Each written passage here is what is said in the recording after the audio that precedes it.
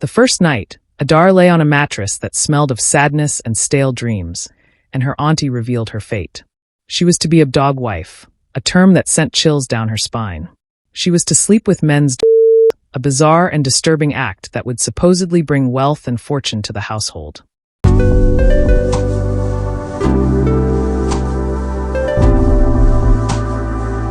In the dusty heart of a bustling Nigerian town, a young girl named Adar lived a life of quiet determination. Her eyes, a deep shade of brown, reflected the warmth of the sun and the resilience of the people around her. Adar's days were filled with the chorus of market calls and the rhythmic pounding of fufu, as she helped her mother at their small stall, selling okra and palm oil to the locals. Her nights were spent under a thatched roof, her dreams as vast as the unexplored stars above her. Her mother, a widow with a heart as strong as the roots of the Irako tree, had always encouraged Adar to reach for those stars. She spoke of a better life, a place where opportunities bloomed like the flowers in the dry season, and where hard work was met with the sweet kiss of success. Adar's auntie, who had ventured to a distant land, whispered similar tales in her letters, sharing stories of a city that never slept, where the lights outshone the brightest diamond necklaces. One sweltering afternoon, Adar received a letter with a foreign stamp. Her auntie's neat script promised a new beginning in a country where the streets were rumored to be paved with gold. The scent of adventure wafted from the paper, and Adar could almost taste the promise of a future filled with education and a real bed of her own. Her mother, with a bittersweet smile, nodded her approval. It was time for Adar to spread her wings and find the life that waited for her beyond the dusty market square.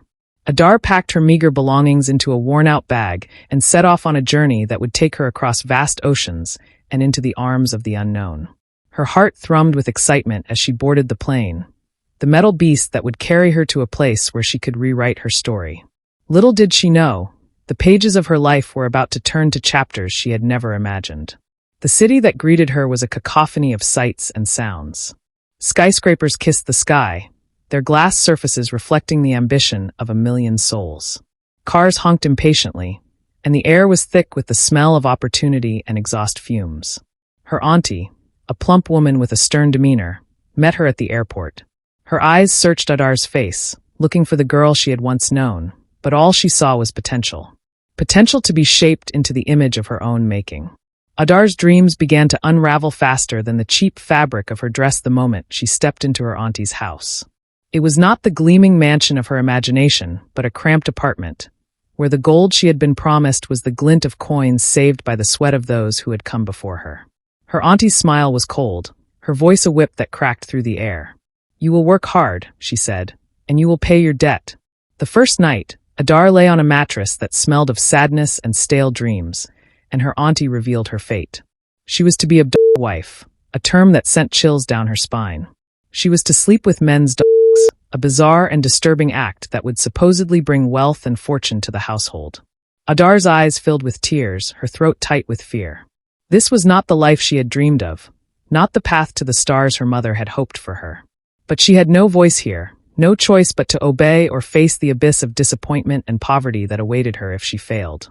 The next day, her auntie took her to a dimly lit alley, where the shadows held secrets that made her stomach churn.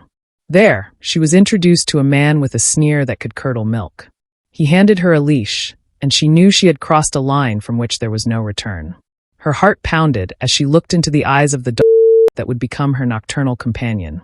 It was then that she realized the true price of gold-paved streets was the innocence of a girl from a dusty town, her dignity traded for a bed in a cold, uncaring city. Each night, Adar would swallow her fear and disgust, whispering prayers to the gods of her ancestors to give her the strength to endure. The dog grew to recognize her scent, their eyes filled with a sadness that mirrored her own. She began to feel like a ghost, trapped in a cycle of humiliation that brought in just enough money to keep her from being cast out into the unforgiving streets. Her auntie watched her with a greedy gaze, counting every coin and doling out meager portions of food, ensuring she remained dependent and obedient. As the weeks turned to months, Adar's spirit grew as weary as her body.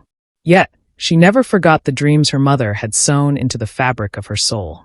In the quiet moments before dawn, when the world was still, she would imagine herself standing tall, her feet firmly planted on the path she was meant to walk. It was in these moments that she discovered an inner strength, a fiery resolve to escape the cage her auntie had built for her. One evening, as the setting sun painted the sky with shades of hope, Adar stumbled upon a small library, a sanctuary nestled between the towering buildings. The scent of old books washed over her, a scent that reminded her of her mother's stories and the warmth of home.